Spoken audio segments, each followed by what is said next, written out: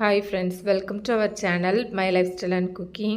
First time பார்க்குறீங்கன்னா subscribe பண்ணிட்டு பாருங்க friends. நம்ம இன்னைக்கு ஒரு கப் உளுந்து வச்சு ஒரு ஹெல்த்தியான இனிப்பு ரொட்டி தான் பார்க்க போகிறோம். ரொம்ப ஈஸியாக செஞ்சிடலாம். இதில் சோடாலாம் எதுவும் சேர்க்க வேண்டாம். வீட்டில் இருக்க பொருளை வச்சு ரொம்ப ஈஸியாக ரொம்ப சாஃப்டாகவே செஞ்சிடலாம். ரொம்ப டேஸ்ட்டாக இருக்கும். வாங்க இது எப்படி பண்ணலான்னு பார்க்கலாம். இது செய்கிறதுக்கு ஒரு கப் அளவுக்கு உளுந்து எடுத்துருக்கிறேன். நீங்கள் எந்த கப்பில் வேணாலும் மெஷர்மெண்ட் எடுத்துக்கலாம். இப்போ இதை ஒரு பாத்திரத்துக்கு மாற்றிட்டு இதை ஒரு 2-3 நேரம் தண்ணி சேர்த்து கழுவிட்டு இதில் தேவையான அளவு தண்ணி சேர்த்து ஒரு 3லேருந்து ஒரு 4 மணி நேரம் போல் உளுந்தை ஊற வச்சு எடுத்துக்கலாம். இப்போ நமக்கு உளுந்து நல்லாவே ஊறி வந்திருக்கு. இப்போ இதில் இருக்கிற தண்ணியை வடிகட்டிட்டு உளுந்தை மட்டும் எடுத்து வச்சுருக்கிறேன். இப்போ இதை மிக்சி ஜாருக்கு மாற்றி எடுத்துக்கலாம். இதில் தேவைக்கு தண்ணி சேர்த்து இதை நல்லா பேஸ்ட்டாக அரைச்சி எடுக்கணும். ரொம்ப அதிகமாக தண்ணி சேர்க்க வேண்டாம். நான் இங்கே அரைச்சி எடுத்துருக்கிறேன். உளுந்து இது போல் நல்லா சாஃப்டாக அரைப்பட்டு வரணும். இப்போ இதை ஒரு பாத்திரத்துக்கு மாற்றி எடுத்துக்கலாம். நான் இங்கே உளுந்து அரைக்கிறதுக்கு ஒரு கப் போல் தண்ணி சேர்த்து அரைச்சி எடுத்துருக்கிறேன். அடுத்ததாக இது கூடவே ஒரு கப் அளவுக்கு ரவை சேர்த்துக்கலாம். வறுத்த ரவை தான் சேர்க்கணும். உங்கள்கிட்ட வறுக்காத ரவை இருந்தால் கூட லைட்டாக வறுத்துட்டு சேர்த்துக்கோங்க. இது கூடவே ஒரு கப் அளவுக்கு நல்லா ஃப்ரெஷ்ஷாக துருவினா தேங்காய் துருவல் சேர்த்துக்கலாம். 3/4 கப் அளவுக்கு நாட்டு சர்க்கரை சேர்த்துருக்கிறேன். நீங்கள் நாட்டு சர்க்கரைக்கு பதிலாக வெல்லம் கூட சேர்த்துக்கலாம். உங்கள் இனிப்பு சுவைக்கு தக்கன கொஞ்சம் கூட்டி குறைச்சி கூட சேர்த்துக்கலாம்.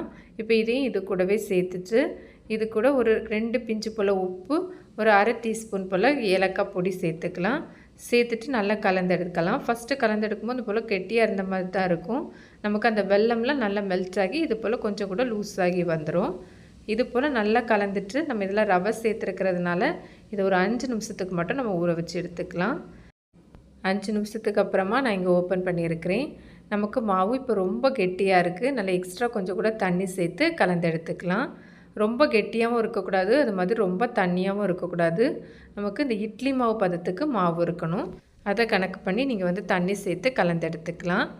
இங்கே நான் ஸ்டவ்வில் ஒரு பேன் எடுத்து வச்சுருக்கிறேன். இதில் ஒரு 1.5 டேபிள் ஸ்பூன் போல் எண்ணெய் சேர்த்துக்கலாம்.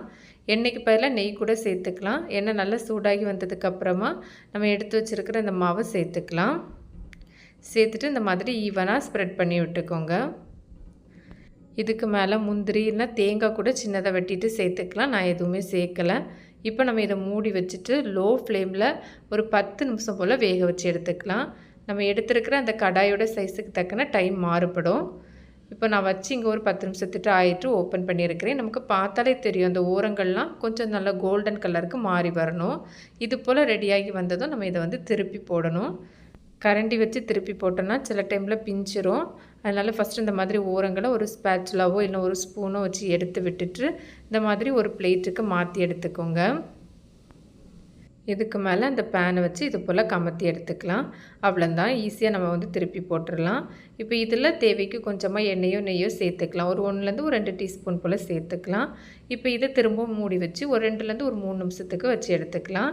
நல்லா வெந்திருக்கான இந்த மாதிரி கத்தி ஏதாவது இன்சர்ட் பண்ணி பாருங்கள் ஒட்டாமல் வருதான்னு. இது போல் நல்லா ரெடியாகி வந்தது. இப்போ நம்ம ஸ்டவ் ஆஃப் பண்ணிடலாம். நான் இங்கே வேறு ஒரு பிளேட்டுக்கு மாற்றி எடுத்து வச்சுருக்கிறேன். உங்களுக்கு கட் பண்ணி காமிக்கிறேன். ரொம்பவே சாஃப்டாக இருக்கும், ரொம்ப டேஸ்ட்டாக இருக்கும். கேக் மாதிரி நல்லா சாஃப்டாகவே இருக்கும். உளுந்து ரவெல்லாம் வச்சு வீட்டில் இருக்கக்கூடிய தேங்காய் வெல்லம்லாம் சேர்த்து தான் செஞ்சுருக்கோம். ரொம்ப ஹெல்த்தியான ஒரு ஸ்நாக்ஸ் இது.